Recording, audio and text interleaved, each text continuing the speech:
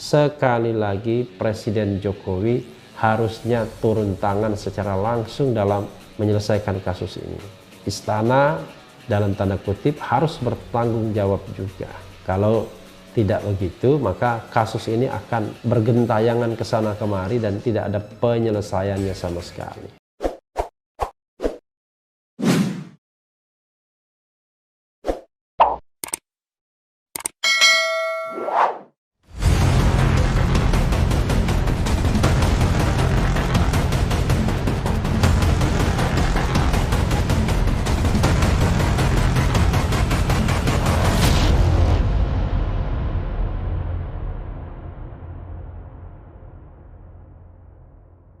Assalamualaikum warahmatullahi wabarakatuh, Sobat RH sekalian.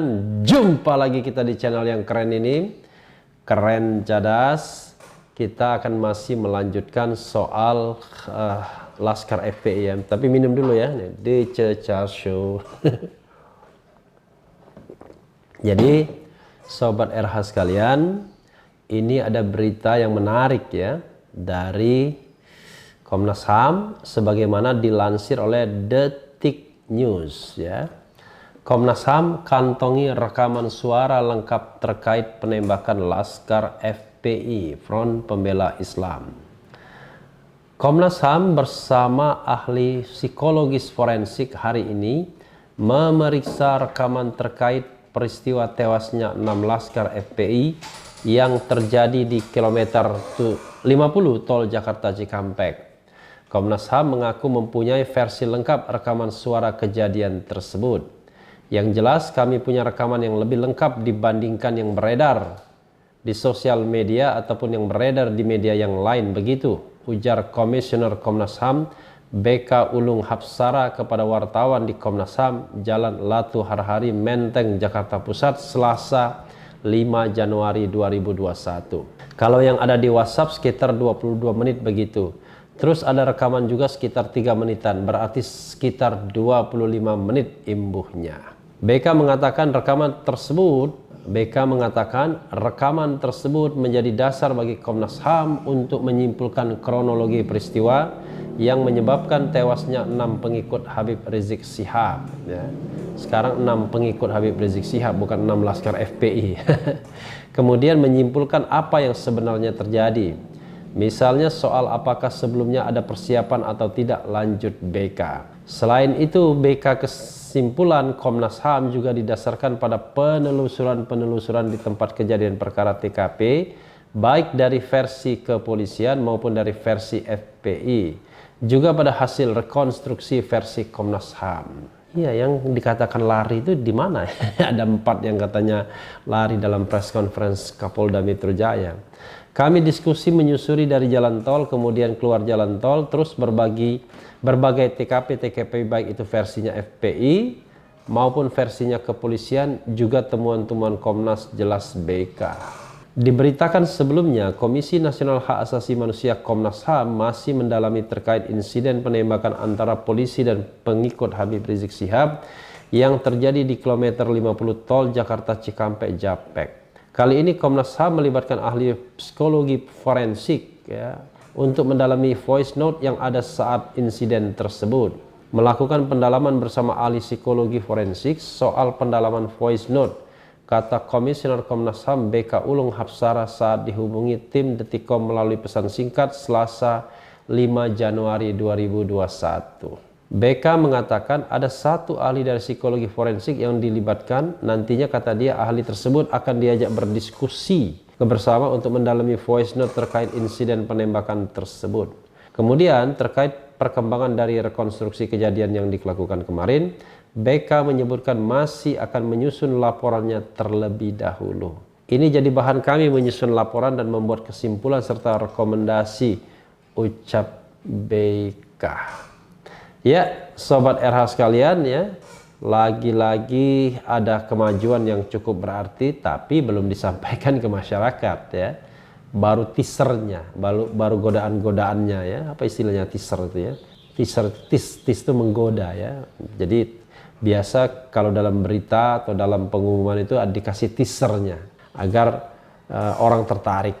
Dan sepertinya ini Komnas HAM baru memberikan teaser-teaser saja, termasuk teasernya ini adalah soal rekaman suara yang dianggap lengkap ya. Kata dia sekitar 22 menit dari WhatsApp, dan kemudian ada juga rekaman 3 menitan. Jadi 25 menit semuanya. Sobat daerah sekalian, di tempat lain juga, di berita lain, Komnas HAM mengatakan bahwa mereka memiliki versi atau kronologis yang berbeda dibandingkan versi kepolisian. Padahal di kepolisian sendiri versinya juga beda antara versi Polda Metro Jaya dan versi Bareskrim Mabes Polri. Sobat daerah sekalian, kasus ini kalau kita mau jujur, terbuka ya, bersikap open mind, tidak berbicara mengenai katakanlah menutup-nutupi, tidak khawatir misalnya, maka sesungguhnya kasus ini memang sangat janggal. Sangat janggalnya adalah ketika kita bicara tentang justifikasi untuk menembak 6 laskar FPI tersebut, ya sangat janggal. Karena satu-satunya argumentasi adalah membela diri. Pertanyaannya adalah apakah aparat penegak hukum tidak memiliki alat pembela dirian yang cukup sehingga perlu menembak mati bahkan sampai 2-3 lubang di satu tubuh korban yang merupakan daerah mematikan seperti jantung, dada bagian kiri. Nah, ini saja kan sukar dipertanggungjawabkan, karena kalau tujuannya melumpuhkan ya dan terpaksa menembak bagian yang mematikan, ya cukup 1 kali saja. Tidak berkali-kali. Itu satu. Yang kedua, ya harusnya ada juga yang namanya tembakan di tempat yang tidak mematikan seperti kaki. Tapi dikatakan terjadi tembak menembak. Ya oke lah terjadi tembak menembak, tapi kita tetap bicara tentang rasionalitas tembak menembak tersebut ya. Belum lagi prosedur. Misalnya gini prosedurnya Sobat RH sekalian, yang paling gampang adalah apa urusannya ya laskar FPI tersebut untuk terlibat tembak menembak dengan aparat, seandainya aparat sudah memperkenalkan diri kalau mereka adalah aparat kepolisian, bahwa mereka adalah petugas. Yang terjadi adalah tidak ada keterangan apakah mereka memperkenalkan diri sebagai aparat keamanan. Kalaupun mereka memperkenalkan diri sebagai aparat keamanan, tujuannya adalah apa? Karena kalau tujuannya adalah pengintaian, maka sesungguhnya memang mereka harus menghindar kalau terjadi bentrok seperti itu. Kecuali kalau mereka mau menangkap teroris. Katakanlah 6 laskar FPI itu teroris, ketika dihadang, dipepet misalnya, mau ditangkap melawan. Tapi ini kan mereka tidak melakukan tindakan apa-apa. Mereka bukan pelaku kejahatan yang harus diperlakukan sangat ekstra hati-hati. Padahal menghindar saja tidak apa-apa kalau upaya penguntitan. Tapi kalau ada desain untuk mencelakakan misalnya, ya memang pasti akan terus mendesak untuk memepet barisan atau mobil yang dikendarai oleh Habib Rizik. Dari situ saja Sobat Era sekalian, kalau kita pakai hati nurani, pakai logic thinking ya, maka kita akan segera bisa menemukan keanehan-keanehan dari cerita yang beredar selama ini. Karena itulah memang ya kita hanya bisa berharap dari Komnas HAM sebagai satu-satunya institusi yang saat ini dianggap independen, netral untuk mengungkapkan ini semua. Kalau pihak kepolisian for the time being untuk saat ini ya, bukan karena kita tidak suka dengan kepolisian, karena bagaimanapun ada azas, ada prinsip yang mengatakan seseorang tidak bisa menjadi hakim bagi dirinya sendiri. Jadi kalau dirinya sendiri atau kelompoknya memiliki kepentingan, maka dia harus mengundurkan diri dari sebuah proses yang fair ya. Karena itulah kita bersandar pada Komnas HAM. Terlebih di kepolisian sendiri versinya berbeda antara versi Kapolda Metro Jaya yang di press conference-kan pada tanggal 7 Desember 2020 yang didampingi secara atraktif oleh Pangdam Jaya Maijen Dudung, dan juga dengan versi Bareskrim yang pernah direkonstruksikan di kilometer 50 tol Jakarta Cikampek atau JAPEK. Mereka saja berbeda.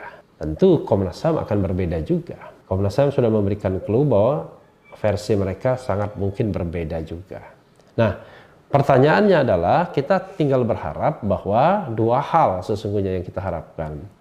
Bahwa Komnas HAM betul-betul menggunakan kesempatan ini untuk mengungkapkan, untuk melaporkan seterang-terangnya peristiwa ini.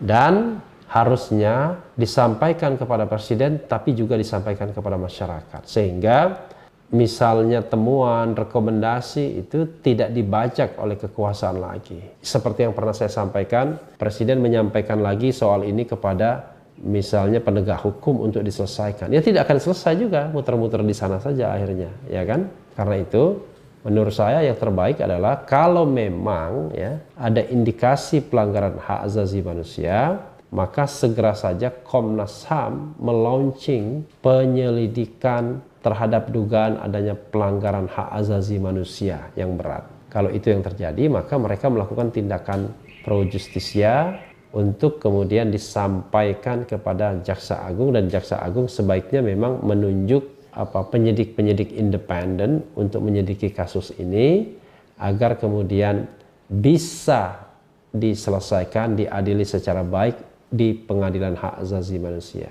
Tapi kalau pengadilan konvensional, ya tentu leading sektornya balik kepada penegak hukum lagi. Maka muncul lagi, seperti yang saya katakan, tidak mungkin orang menjadi hakim bagi dirinya sendiri. Nah, dalam konteks ini memang dibutuhkan komitmen kuat Kapolri yang baru. Kalau nanti seandainya sebentar lagi Idam Aziz sudah pasti pensiun dan akan diganti, dan dibutuhkan komitmen kuat Kapolri yang baru. Tapi itu sekali lagi tidak bisa menggugurkan azas atau prinsip atau maksim hukum ini, bahwa orang tidak bisa menjadi hakim bagi dirinya sendiri. Jadi biarkanlah tim independen atau di luar aparat penegak hukum yang menyelesaikan kasus ini. Toh yang kita cari adalah kebenaran. Jadi kalau berbuat benar tidak perlu khawatir. Tapi kalau berbuat salah dan berusaha menutupi kesalahan, itu zalim namanya. Apalagi misalnya menggunakan segala kekuasaan, kekuatan, kewenangan untuk menyetop kasus ini atau untuk membuat kasus ini menjadi blur. Mudah-mudahan tidak demikian. Dan mudah-mudahan sekali lagi, kalau kita bicara tentang pemerintahan ini, sekali lagi Presiden Jokowi harusnya turun tangan secara langsung dalam menyelesaikan kasus ini. Istana dalam tanda kutip harus bertanggung jawab juga. Kalau tidak begitu, maka kasus ini akan bergentayangan ke sana kemari dan tidak ada penyelesaiannya sama sekali. Dan tentu kalau kita bicara dengan perspektif atas, ya ini dosa bagi kita semua, terutama dosa bagi penguasa yang tidak menjalankan amanahnya, tidak menjalankan kekuasaannya padahal ia mampu melakukannya. Ya, sobat era sekalian, itu saja ya mengenai Komnas HAM yang memiliki rekaman 25 menit. Kita pernah mendengarkan rekaman-rekaman itu sebagian, dan memang rekaman itu adalah puzzle yang harus disusun secara logis, sistematis, yang dapat menggambarkan apa sesungguhnya yang terjadi. Yang penting tetap di channel ini, karena di channel ini Anda akan dirayu, ditipu, dibaperin, dicecar, diuber pula di jalur khusus. Karena channel ini adalah channel yang mengancam, memeras, dan membenci.